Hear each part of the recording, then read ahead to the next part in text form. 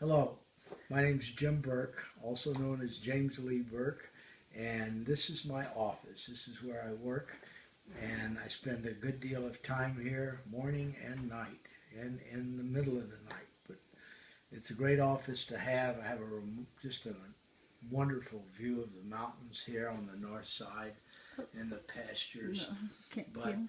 I've also been a collector of artifacts of different kinds for many years, and I have them all here in my workplace. And one of those of which I'm most fond is the sword that was carried by my great-grandfather, whose name was Robert Samuel Perry.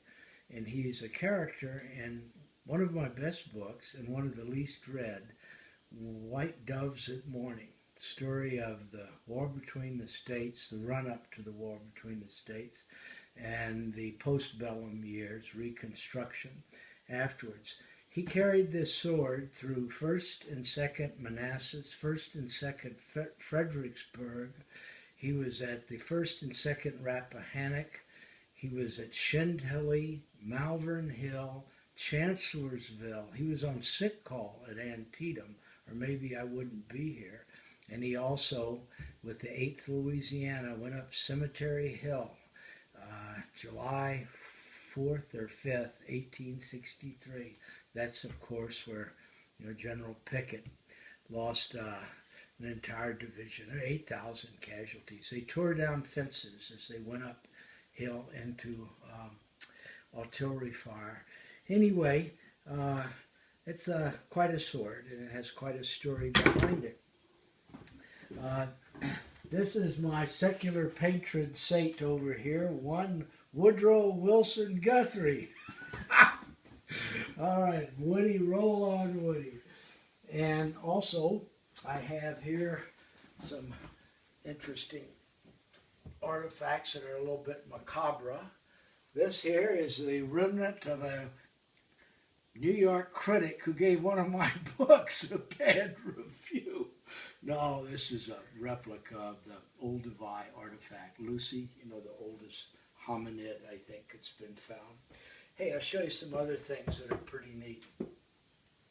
This, you see this? A friend of mine who was a socialist plumber, a Jewish friend of mine, is just one of the best guys I ever knew.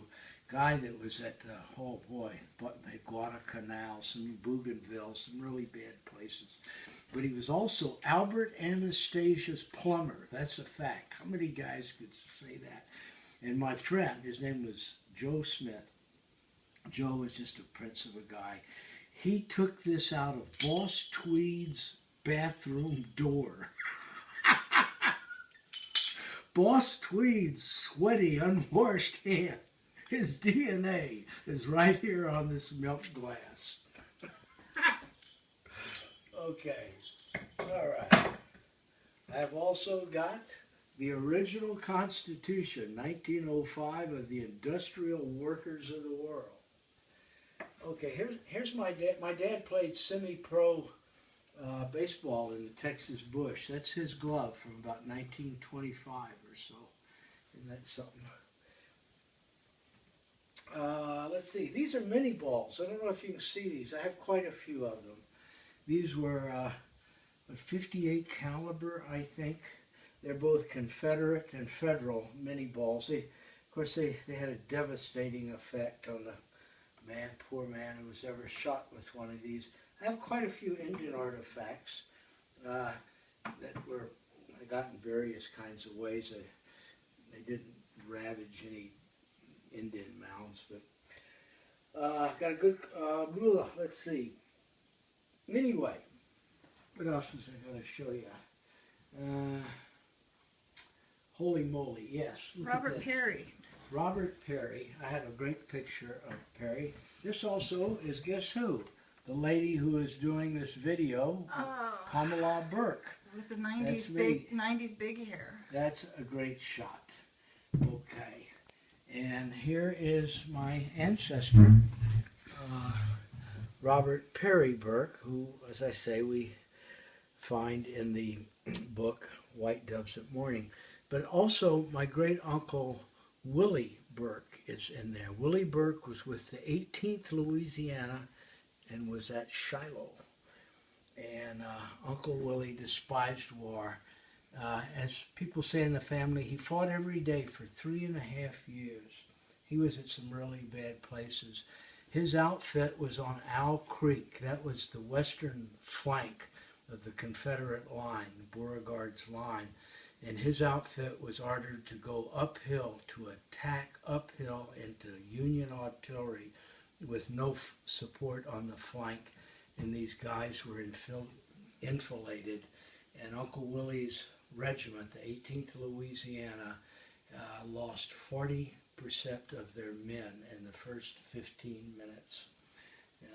But anyway, you know what not William Faulkner, S. Scott Fitzgerald once said, "No one can understand America without understanding the graves of Shiloh, because the ferocity of that war shocked the entire world, brother against brother."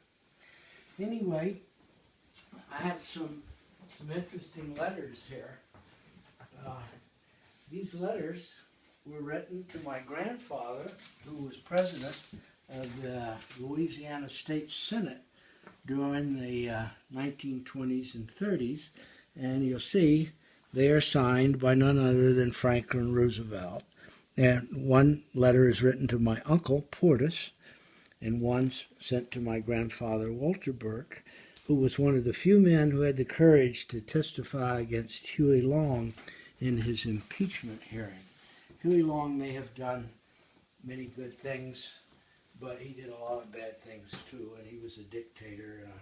The night before his hearing, his impeachment proceeding, he sent the state police to the witnesses' homes. They were threatened. He closed down newspapers that criticized him. So Huey had a dark side to him.